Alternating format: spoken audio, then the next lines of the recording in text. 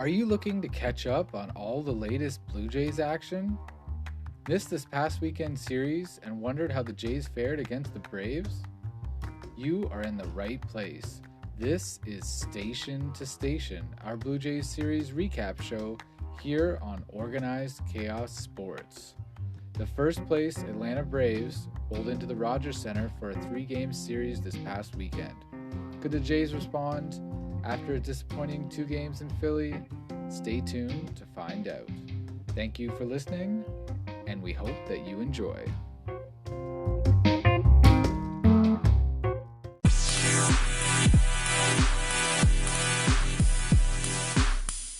All right, welcome to Station, your Blue Jays series recap show.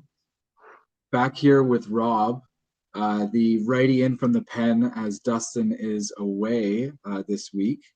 Rob, this was probably the most anticipated series I had on my mind in May. The Atlanta Braves came in as an extremely strong team. Yeah, I mean, I believe first in the National League in their division. Strong team. Former GM Alex Anthopoulos and former player Kevin Pillar on the team, and it's always fun when Jays play teams that have former Jays on them. I always look forward to those series and those games. Definitely, and we're going to talk about Mr. Pillar in a little bit and his contributions. But I actually forgot about Alex because I'm a big Alex guy. So it's not that I miss him, but I enjoyed his openness, the way he communicated with the media, and really just his overall style. He was always trying to win. It may not have worked out all the time, but he was always trying to win. So not just because you guys have the same name. Not just because we have the same name. More to it than that. I get it.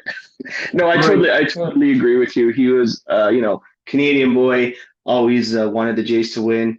Put all the cards on the table back. I think it was 2016. 15 and 16, yeah, and I think he really wanted to win with this team, and I was definitely sad to see him go.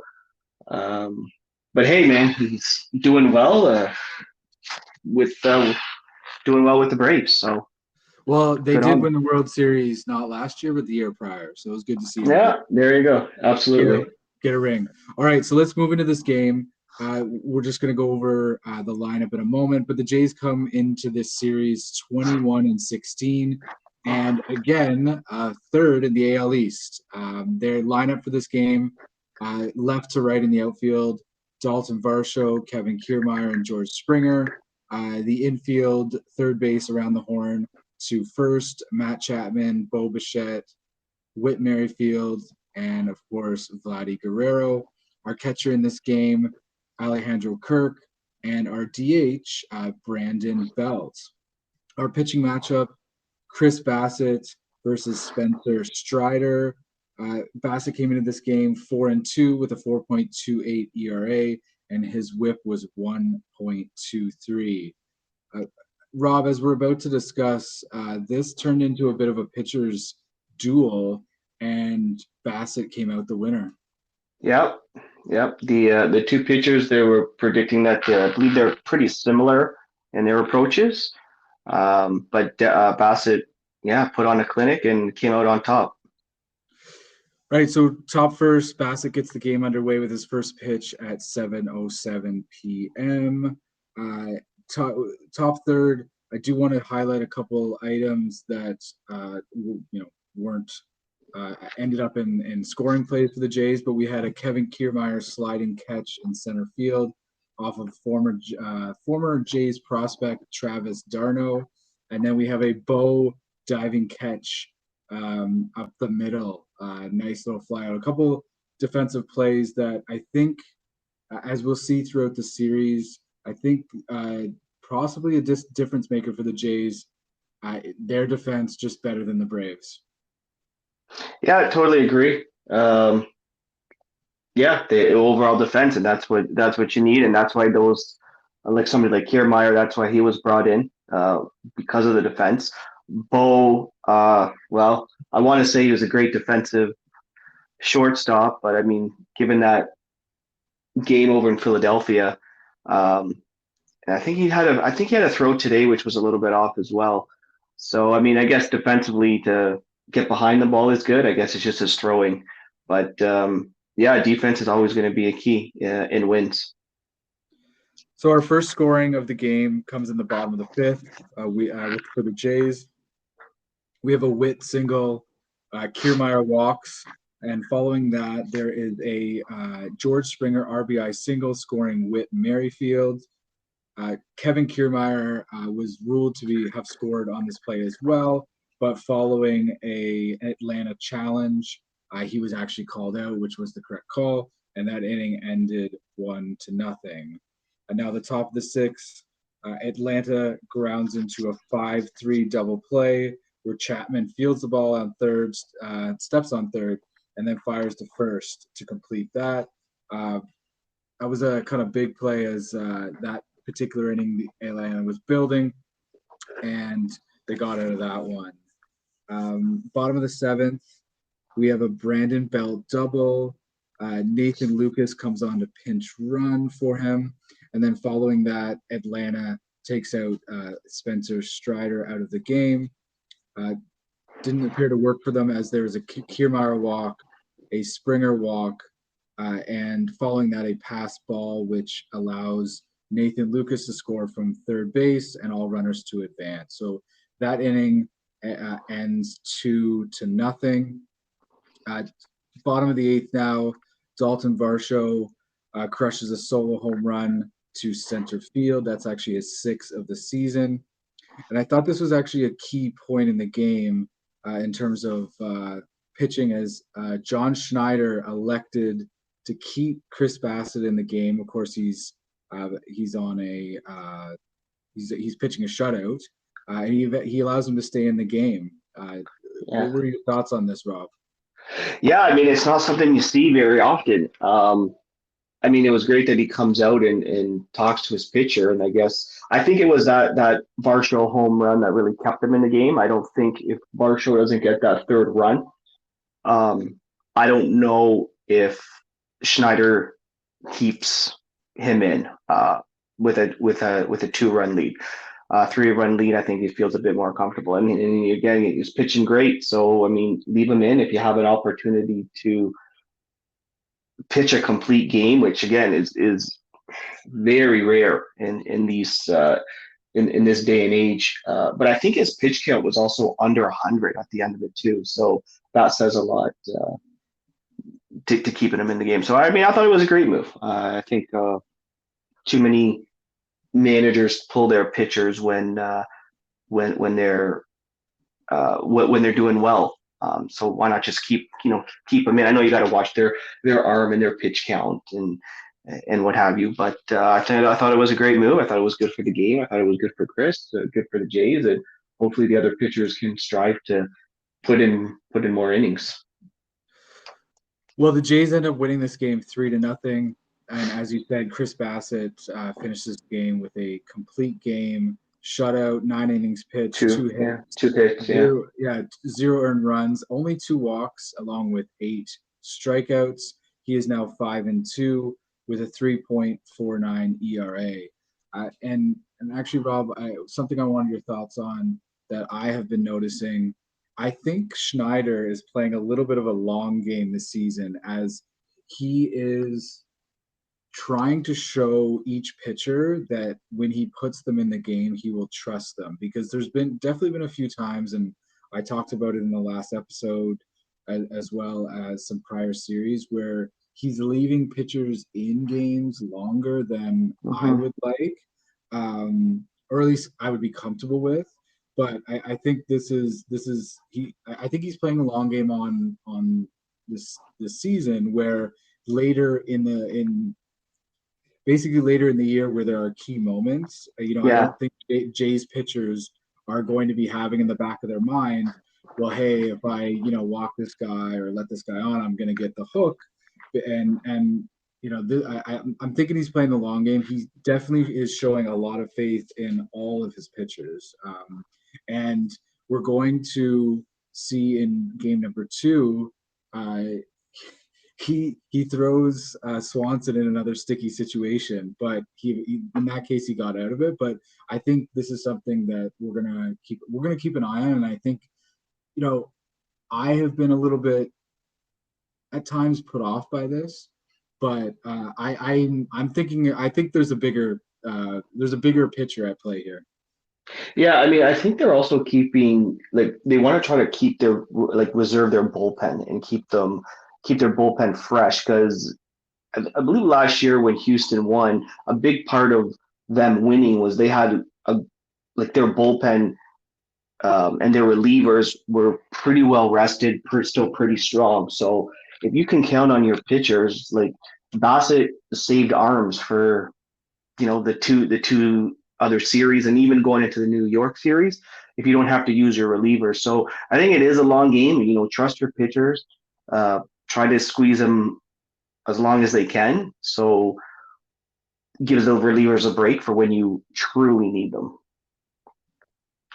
Well, and I also think that this bullpen, while it has some strong arms, I don't think it quite has the depth that some other bullpens have. And Yeah, I agree when with that. when the starting pitchers don't go very long, I think the bullpen can get a little bit exposed. Absolutely. Absolutely. All right, so game number two, our lineup across the outfield, left to right: Varsho, Kiermaier, and Springer. Uh, Around the horn from third to first, we have Chapman, Bo, Witt, and Vladdy. Jansen comes in at catcher, and our designated hitter again is Brandon Belt. Our pitching matchup for this game: Jose Barrios versus Bryce Elder.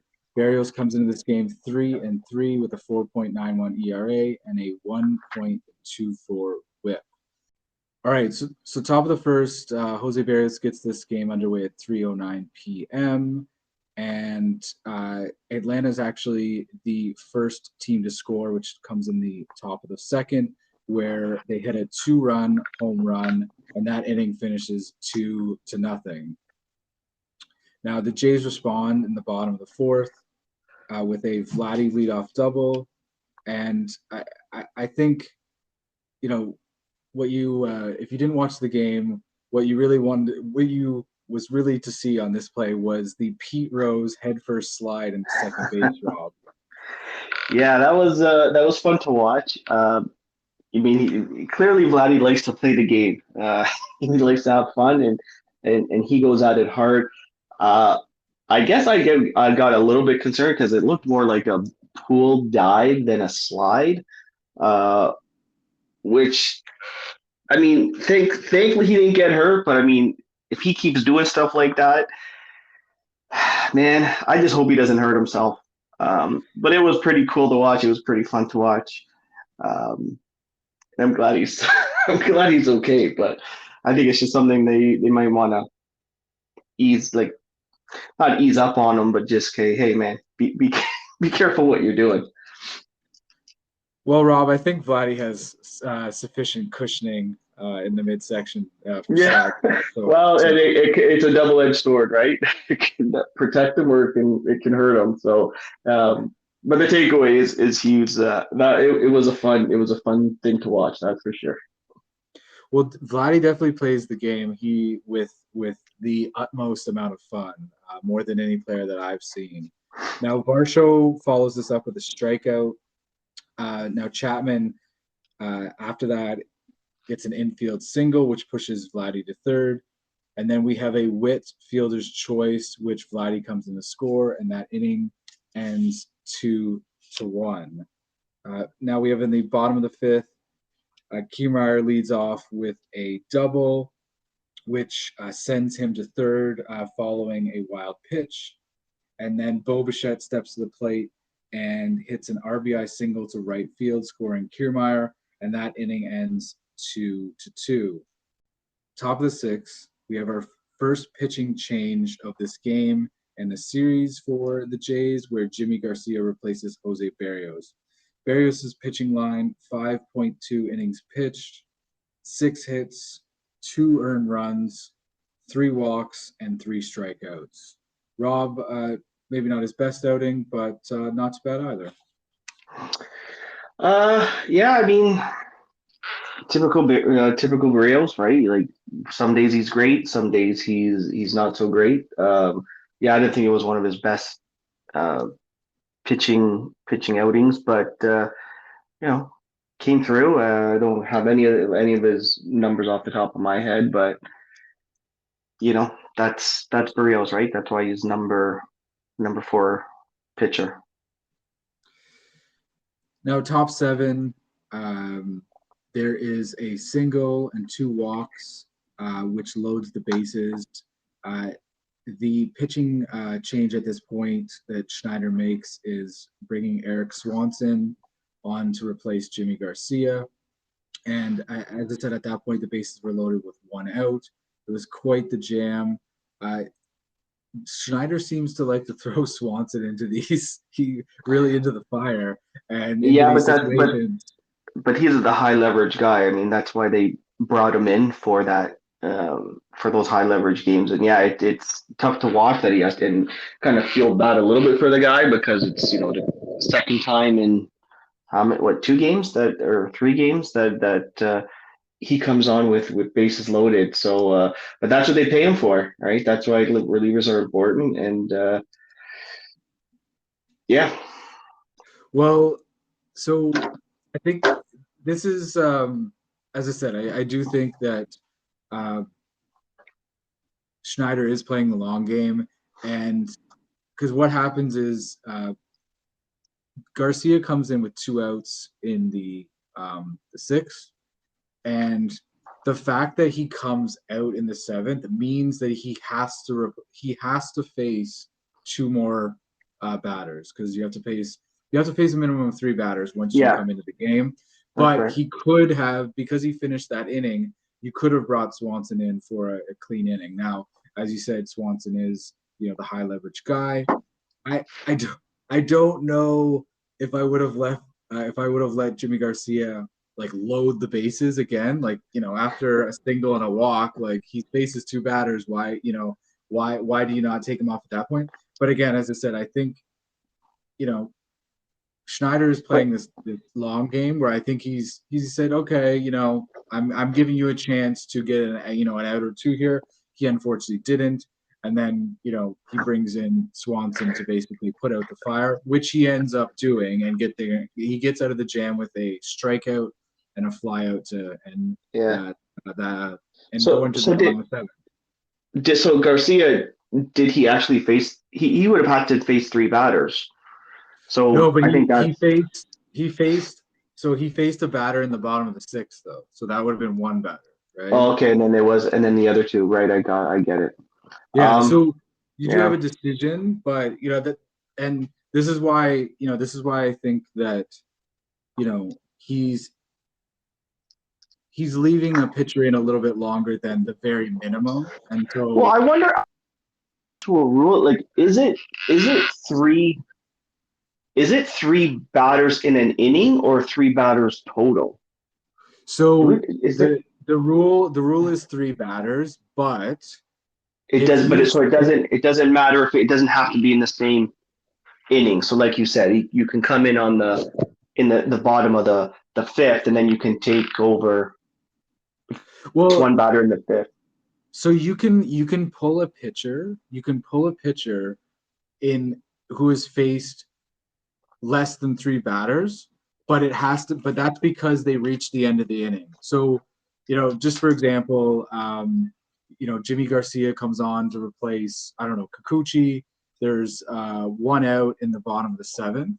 So Jimmy Garcia can get those 2 outs, and then he either gets pulled or he starts the next inning, right? So if he starts the next inning, he has to face that batter, right? That one batter, and then they can pull him after that. Okay. They could pull him after that, yeah. So you can pull a pitcher, in between innings, but you can't, once he starts an inning, and that was what I think was key here, and they were talking about it on the broadcast, is that do you bring him out for that seventh inning, and they did, and because they did, he had to face two batters. Okay. He allowed a single, and he walked the batter, so it wasn't Hmm. really that sharp. Yeah. But So maybe Swanson maybe came that's on and yeah, maybe that's part of a problem too, is like he's not warm, right? He cools down during that inning, and then he comes back up and it's just yeah, like I all right, bottom of the seventh, Jays come to the plate with Kevin Kiermaier leading off, who hits a single. George Springer follows him with a single of his own, pushing Kiermaier to second. And then we saw a similar play that we've seen earlier in the season, Rob, where the double steal is called. yeah, double steal is always fun to watch. That's all I gotta say about that. Yeah. Well, and I think this is a situational thing. We have our two probably quickest base runners on, and Schneider took advantage Yep. and pushed two runners into scoring position. So Bo Bichette steps up after that and hits an RBI single to left field, and Kiermaier scores, and George Springer holds at third, but he is not there for very long as Vladdy steps up and hits a sac fly, which George Springer comes in to score on, and that inning ends 4-2. The bottom of the eighth, we have some more scoring where we have a Witt walk, who following that he steals second base, and then Danny Jansen steps up and hits an RBI double to left field, in which Witt scores on. That inning ends 5-2, and Jordan Romano comes on in the top of the ninth, as this is a save situation, replacing Eric Swanson. He gets the save, and the Blue Jays win 5-2. Our winning pitcher is Eric Swanson. I feel like he was rewarded for that jam he got himself out of. And our losing pitcher was AJ Minter. Jose Barrios gets a no decision on this one, but actually improves his ERA to 4.70. So the Jays, following that win, take the series win. But we go into game three, and I think this is another key game for the Jays, as seems like in a lot of the series this year they get the series win on the first two games, and then it's kind of third game there's sometimes a wobble. Yeah. I mean, yeah, 2 out of 3 taking a series is always good, but it's always better when you sweep, especially again when you have a good team against a good team like Atlanta, right? So, and then with Kikuchi on the mound, although he's had a better season than last year, do you still have 100% confidence in him? I still get a little bit nervous when he's on the mound. So, did I think they were going to sweep the series with him on the mound? No, I didn't. And for the most part of the game, I mean, he wasn't. I mean, he did let up some runs. I think they pulled him when they were actually losing. So it was their offense at the end that made him take the series. But always great when you have the series sweep, and then when you go into another series against the Yankees tomorrow with another division rival with good momentum. Well, let's go through this game a little bit, as it was quite eventful. Probably the most eventful game of the series. So our lineup, left to right in the outfield: Whit Merrifield, Dalton Varsho, and George Springer. So that's Kevin Kiermaier getting the day off. Our infield, third base over to first: Matt Chapman, Bo Bichette, Santiago Espinal in for Witt at second, and Vladimir Guerrero Jr., of course, at first. Our catcher again is Danny Jansen, and our DH again is Brandon Belt. Our pitching matchup, as you touched on, Yusei Kikuchi versus Colin McHugh. Kikuchi comes in this game 5-0, 3.35 ERA, and a 1.19 WHIP. And I didn't realize this, but I guess I don't know if I don't know if the Braves I don't know if they're missing a starter, but this was essentially a bullpen day, Rob, where they basically just worked their bullpen all day because I don't know if they had a starter. Yeah. I think we're talking about that one pitcher now. I can't remember his name, the Canadian guy. They were talking about possibly him having start, but I think because he was throwing a session on Thursday in the minor league in their minor league system. They just had a bullpen day today, so yeah, I think it was just one of those days. I can't think of that. I can't think of that Canadian guy again. All right, well, the top of the first gets underway at 1:37 p.m. with Kikuchi's first pitch, and Ronald Acuna Jr. wastes no time and absolutely crushes a no-doubter to left field, second deck shot on a one-on-one count, and that inning ends 1-0. Yeah, that was a Atlanta. that was a monster shot. When I saw that, I was like, wow, that's Well, it yeah. was. I think it was the no doubter of no doubters. Really, like you knew exactly what was going. As soon as it left the bat, it was absolutely out of the stadium. Now, top of the second, Atlanta score a second run, and that half inning ends 2-0. But the Jays come back in the bottom of the second, and we have a Witt. Witt reaches on a fielding error. We have a Belt RBI single, which Witt scores on. Jansen singles, Espinal singles. We have a Bo walk, and then Vladdy steps to the plate and he hits a 2 RBI single, and that inning ends 3-2. Now, Atlanta then comes to the plate in the top of the third and hits a 2-run home run of their own, and they now lead the game 4-3. Top of the fourth, we have Superman himself coming back to the Rogers Center, Kevin Pillar, and kind of felt I felt good for him coming back to the Rogers Center and hitting a solo home run there, Rob. Yeah, Toronto loves their former players and showed him a nice sign of respect. I mean, I don't think he ever wanted to really leave Toronto. I remember when he got traded to San Francisco. A lot of fans are really upset about that, but I mean, it just goes to show you, you got to give something up, give up something good to get something good, and they gave up Kevin Pillar, but yeah, nice to see the ovation that he got, and yeah, nice to see him get get a home run in the new Rogers Stadium. But hey, I still want the Jays to win. Well, I think the result in the end makes me feel a bit better and not mind the fact that he hit that home run.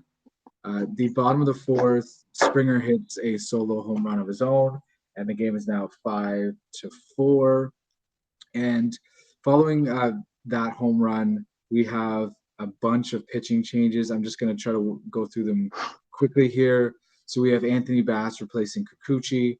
Kikuchi's pitching line for this game: 4.0 innings pitched, 9 hits, 4 earned runs, no walks, but he did give up 3 home runs. Top of the 6, Jay Jackson comes on to replace Anthony Bass. Top of the 7, Trevor Richards comes on to replace Jay Jackson. And top of the 9th, Nate Pearson comes on to replace Trevor Richards. This is really at the point that things get a lot more interesting in the bottom of the 9th, Rob, with Vladdy singles, Chapman walks. There is a Belt single which loads the bases, and then Danny Jansen steps up to the plate and hits a 2 RBI single, and the Jays walk off to a 6-5 win. Yeah, great win, and Danny Jansen definitely very impressive the last few games, doing a lot better than Kirk. Well, again, I know in my first podcast with you, I didn't understand Alejandro Kirk, and everybody was as a fan favorite. But I mean, Danny Jansen's definitely stepping up, and that was great to see him walk off the Braves. Another takeaway is I believe the Braves had a lot of sloppy defense in this game, so I kind of was wondering like if they didn't have as much if they were if their defense wasn't as terrible as it was, would the Jays still have come up with a win? A little bit of luck on the Jays side, but I guess that's what you need in sports, that little bit of luck as well. Well, hard to say what would have happened without those errors, but it was definitely a comedy of errors throughout this game, with fielders running into each other, fielders, I guess, not calling each other off, trying to really catch the same ball. It was, I think it was really in comparison to the Jays. It was, this is a difference maker that really showed up in this series. Yeah, agree. All right, winning pitcher Nate Pearson, losing pitcher Raisel Iglesias. The Jays are now 24-16, and Rob still third place in the AL East. Yeah, I mean, how are you gonna take over Tampa? They're still killing it, and Baltimore still in as number 2. Series against New York. I mean, even if they take the series or sweep the series, it's Tampa and Baltimore. I believe Baltimore's coming in after New York, so that would be more of a series I would want to pay more attention to, I think, than the New York series. Well, and I think, when you have teams that run out to, I guess, leads in the division of this sort, you're not going to really see a lot of, changing of position. But I have noted that, the Rays are coming back to the pack a little bit. So I think we're going to see this division tighten up in the next probably month and a half, I would say. And, we'll see where the Jays are at the end of May. But I think they're going to, continue to march on. Now, Rob, it is time for player of the series. Can you give me a player of the series? I think I'm going to have to go with Danny Jansen.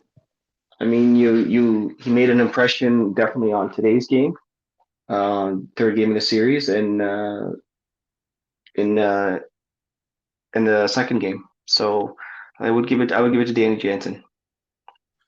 All right, I am going to go with George Springer. He has not got my nod yet this year, but I think he's been I think overall his plate performances have been good, even if he hasn't really seen the hits and other statistics show for it. But in this particular series, he had 2 runs, 4 hits, 2 RBIs, 1 walk, and 1 home run. So he was really right up there with Guerrero and any other batter as well in the series. And he had a pretty good defensive play too, if I remember right. He did, yes. Yeah, so that was yeah, that's a good pick. Yeah, and if I didn't go with him, I'd probably go with Vladdy because he had a pretty good, but Vladimir Guerrero and Bo Bichette are kind of they just exist and are really good. They tend to have good stat lines every series. So I'll spread it around and give it to Springer. Yeah, that's a good one. Speaking of like Bo and Vladdy, actually had, I mean, maybe a talking point at another time in the series, but I mean, if you had to sign one of those players now, only one, who do you take? I'm not looking for an answer right now, but I wonder if it's something to think about that. Out of the two, out of Bo versus Vladdy, who do you take? Oh, that's a really tough one. I think. Yeah. Well, wait, we don't have to answer it now. I'm just I kind of have a theory on that one, but maybe that's for another time. We can save that for another time. I think splitting up those two would be splitting up like Toronto's 2 favorite sons. I agree. But are you able to keep both, right? Well, they're good. They're definitely going to demand absolutely massive contracts, but at the end of the day, we have $1 billion company behind this team. So yeah, that's true. Yeah. But you also have Sorry, go ahead. I was going to say you also have like Matt Chapman, who is expressing interest to stay, but he's going to be looking for a big contract. So In terms of that, I would not be. I would offer him a contract, right? But he's not. I don't think he's. What we offer him is not going to be enough to keep him. He's going to get he's going to get a big fat contract, and I think he probably knows that. But you can throw him a bone and see if he wants to. See if he wants to, take a discount. Take a hometown discount, but really what the team is saving its loot for is for Vladdy and Bo. So we'll see. We'll see how that plays out. I imagine Shapiro and Atkins actually probably have a strategy on what they're going to do. I would love to see, now Bo just signed a 3-year contract, but I would love to see them lock up Bo first, because I feel like Vladdy's is probably the one that wants, I think he's the easier sign, because I think he wants to stay. Whereas I think Bo is a bit more professional. I think he'd be okay taking his he'd be okay going to another city and playing there. I don't know if he feels emotionally as connected to Toronto as maybe Vladimir Guerrero does. Yeah. But then again, maybe I'm discounting Bo and the player himself as well. So yeah, definitely something interesting to watch. So all right, so we have the Yanks coming in. Rob, what are you saying? Are the Jays gonna pick up another series win or another series sweep? I don't think it's going to be a sweep. I mean, Yankees are the Yankees, no matter who's injured. I think it's a 4-game series, if I remember. I don't think it's going to be a series sweep. I'm going to hope for a series win, but I think I might go there. I think they're going to split the series 2-2.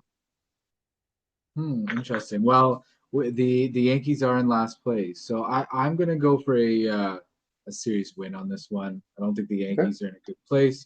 Jays are at home, and I believe the Jays have the second best record in the majors at home. So I don't really see them losing many games, especially to the Yankees. But we'll see what happens, and we will check back later in the week. That sounds great. All right. Thanks for joining us, Rob, and have a good one. Thank you. Talk to you soon. Okay. Bye, Alex. Okay. Bye.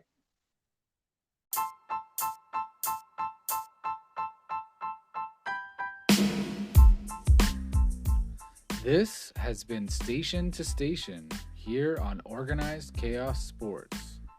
We will be back on Friday to discuss the 4-game series versus the New York Yankees. If you enjoyed this episode, we ask that you share it with one friend that you think may enjoy it as well.